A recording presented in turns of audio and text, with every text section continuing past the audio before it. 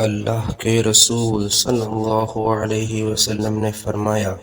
منافق کی علامتیں تین ہیں: جب بات کرے جھوٹ بولے،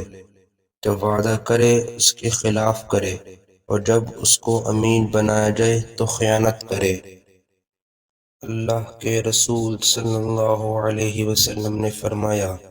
چار عادتیں جس کسی میں ہو تو وہ خالص منافق ہے،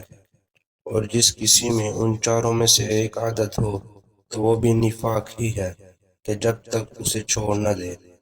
وہ یہ ہے: جب اسے امین بنایا جائے تو امانت میں خیانت کرے، اور بات کرتے وقت جھوٹ بولے، اور جب کسی سے عہد کرے تو اسے پورا نہ کرے، اور جب کسی سے لڑے تو گالیوں پر اتر آئے۔ اللہ کے رسول صلی اللہ علیہ وسلم نے فرمایا،